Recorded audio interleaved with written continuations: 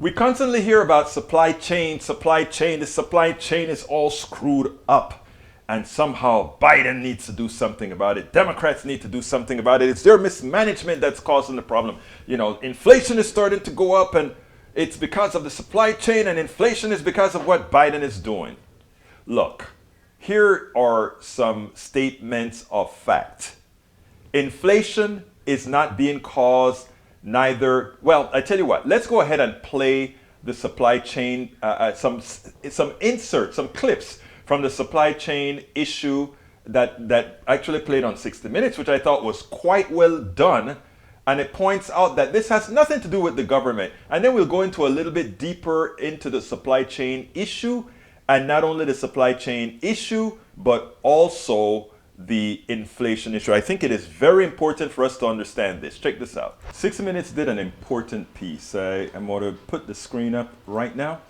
That points out exactly what I've been saying for quite a while. The real supply chain problem has very little to do with the government. It's there's a line that I want to read out of the interview that I think is very, very important. And what it says here is, Bill Whitaker says, the truckers blame the terminals blame the shippers, the retailers blame the truckers and the shippers. How do you get that contentious group to sit at the table, stop pointing fingers, and actually clear out the backlog?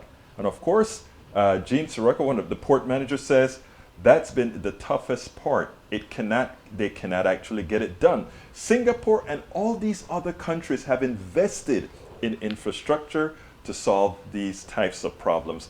The store shelf, the people who are profiting the most are those shippers who can now charge for storage, those shippers who are charging for just about everything that the delay has caused, that the private sector has caused with these delays. So the store owner, that little store owner, he is paying for this delay. If that little mail order business that you have, you are paying for it. It is yet another method of extraction. The supply chain, as shown in this particular 60-minute report, shows exactly that it has very little to do with government. It has everything to do with the private sector. It has everything to do with a few within the private sector deciding that they can take this opportunity right now for their own failures to make money on their failures. Look, it is important that we note something here. Notice what they said. The shippers are blaming the truckers are blaming the shippers are blaming the warehouse holders, the retailers are... Look, it's all a fight between private sectors, right? Different parts of the private sector. Has nothing to do with government. But the overarching argument that's been placed by the plutocracy here is anytime there's an issue that affects the people at large, blame the government. Why do you want to do that? Because they don't want you to see the failure that is the private sector. That the private sector is a profiteering agency that without controls continue to eat the little, continue to eat those without price and control. So let's get it clear here. One, they attempt to say it's this great stimulus that we put into the system that created the problem. The stimulus is responsible for nothing more than 0.4% of increased expenditures. In other words, absent the stimulus, we are just over by 0.4% how much the entire amount of money we would have spent in the country. Therefore, at best, increased inflation could only be attributed for 4%. But let's back step from there. Inflation isn't this magical thing. There's this mythical market everybody likes to talk about, that if we put something in here, that somehow it automatically prices rise. That is a false, complete economic analogy. The reality is you only get prices can only increase if there are more people wanting a product or a service than there is availability. So when you saw the pricing peak in oil, it was a racket. How do we know that? The price of a barrel of oil has dropped, but if you look at the gasoline prices, they're still rising. But better, Saudi Arabia, Here in the United States, Venezuela, and all these places have more capacity. If supposedly we wanted more oil, there is no shortage of oil. The tomatoes in the field, the corn in the field, the soybean in the field, these things that are used to make oil, these things that are used to make all the products that we use, the immediate products that are going up in prices, the eggs that we buy, are local. Has nothing to do with the supply chain. And also, the pricing power from them have come from the pricing power from their supplier, from their supplier, from their supplier. It is a racket, it is a group of plutocrats seeing an opportunity to rip us off and at the same time say it's government. Well, I am here to point out the reality. Government does not have anything to do with it. The stimulus within the government that was given to the American people replaced income that otherwise would have been made that was not made by 0.4% increase. Now let's get a little deeper as far as why they would like to do this, right? They want no government regulation, right? They don't want the private sector doesn't want government regulation. But when they screw up, which they constantly do, let's look at 2008 when we had the market crashes, when we had derivative swaps that completely destroyed the world's economy.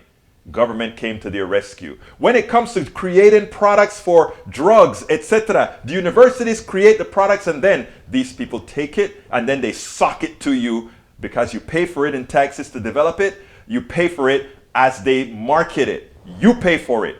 The private sector again screws us to no end. And we then have supply chain issues. The private sector again says, well, we don't have enough supply because they're all sitting in Long Beach Harbor on a ship. So therefore, the supplies that are already in the stores, we just raise the prices of those because we can. They have pricing power.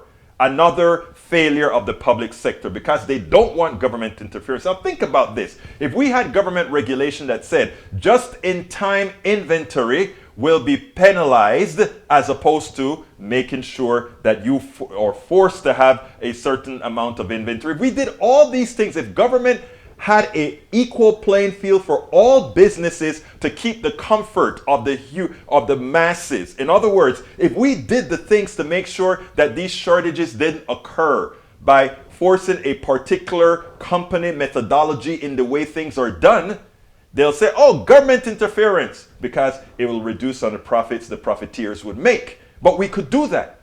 We could have government institute policies that everybody would have to play by, which means nobody would have a competitive advantage that then allows us to have a comfortable life without any real inflation. This mythical market that people talk about, the market will dictate, is false. There ain't no market. The market is false. The market is something that's mandated by a few at the top that decide how it will operate. And to think that this mythical market is free for those who all want to participate is the biggest lie that has been told to every particular person that believes in this economic system. And until we get the knowledge within us to understand that it's a racket, we will continue to pay the ups and downs where a certain group of people, whether we go up or we go down, they profit. Notice how Amazon profited from the pandemic and Amazon profited before the pandemic. These big corporations profited after the pandemic, during the pandemic, and before the pandemic. You know why? Because there ain't no market. They control the economic flow. Understand it, and then you'll understand what drives this system. We spend a lot of time deconstructing the news, trying to parse it into a form that everybody can understand. We try to find those little nitpicks where it flies above the fray, etc. If you really like these videos that we do, I want to ask a big favor. Please go ahead, number one, subscribe to our channel, and number two, please join if you can. Thank you so kindly for watching. Keep watching. Please remember to share. We must populate the entire internet with our progressive message, a message that we know is what most Americans say that they want. So help us, please join.